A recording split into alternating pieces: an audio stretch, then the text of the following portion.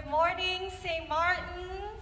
Good morning. Please be seated.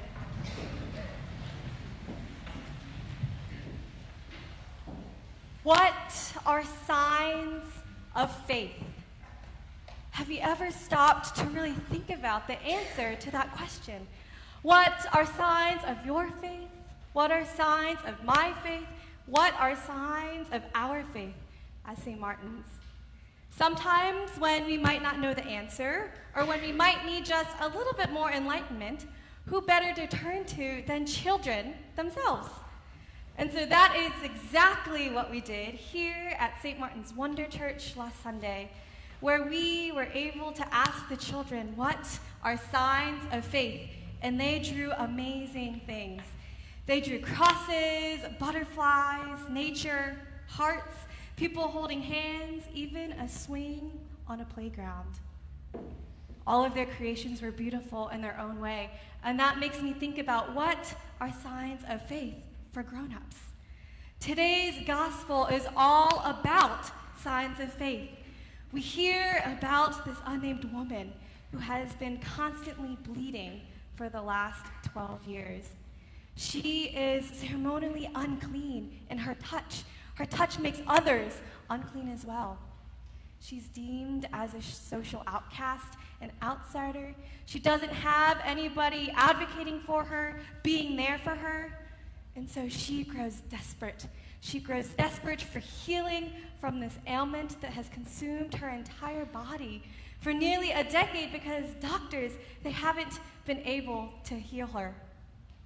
And so when she hears that Jesus is passing through town, Jesus has found himself in the crowd that she's found himself in, what does she do? She reaches out and touches Jesus' clothes. Her sign of faith is reaching out and touching Jesus because she feels that Jesus' power will heal her. And it does. It heals her instantly.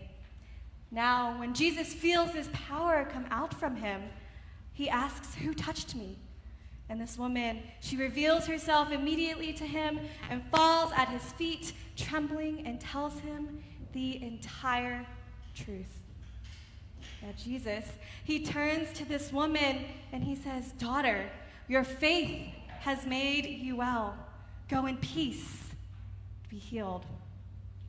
So what might the main idea, the message, the lesson be from today's gospel? I think it's that faith, especially in adversity, heals and makes us whole. Faith, especially in adversity, heals and makes us whole. Now, this woman's sign of faith and this story about signs of faith got me thinking, do I have signs of faith? Do I, Molly, have signs of faith? Well, I have a tattoo right here on my forearm, and I'm going to have Betsy read for me what it says. It says, "No matter what." That's right, no matter what. 3 simple words. No matter what. No matter what, God will always love me. No matter what, nothing can nor will separate me from the love of God. Sometimes I need that reminder in my life, which I guess is why I permanently inked it on my forearm, so it's there forever and always. Right? So as I think about other signs of my faith, I think about the music that I listen to. Now, in my car, I listen to a music station that I've affectionately coined my Jesus Jam station. Now, what is this Jesus Jam station, you might ask? Well, it is a station that plays songs sung by contemporary Christian artists like Chris Tomlin, Hillsong United, Toby Mac, and all these songs are amazing, and I sing at the top of my lungs when I come through the church parking lot on the way to work. That is a sign of my faith. Now, I think the biggest sign of my faith, especially right now in my life, is that I am transporting my life that I've created here in Atlanta for the past 4 years. I'm moving that to Durham, North Carolina, as I start a 3-year Master of Divinity program at Duke Divinity School. And I think if that's not a sign of my faith, then what else is? that feels pretty big to me. But sometimes we need other people's signs of faith to help strengthen our own. And that is where my dear parents come in. They're here today. You can wave to them. They're sitting towards the back. They're here today, and I'd like to take a minute to spotlight my mom, even though I love both of them equally, no matter what. My mom is a superhero, and she has so many superpowers, and one of them is her sign of faith, and that's prayer, right? And like many of you during COVID, I found myself quarantining at home, isolated, sad, confused, demoralized because I didn't have a job or any prospects of a job. And it was my mom who prayed with me and for me day by day, week by week, month by month, always.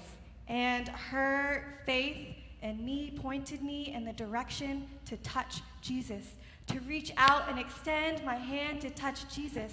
And she continued to remind me to have faith in God, that God was working in my life in crazy and mysterious ways, and that it all happens in God's timing and not my own. And as someone who is a control freak and type A person, that was not the easiest thing for me to hear, but she reminded me to continue to have faith and trust in God's timing. And I think it's because of her prayers and the faith that she instilled in me to continue trusting in God's plan for me that I was brought to a sense of healing and peace.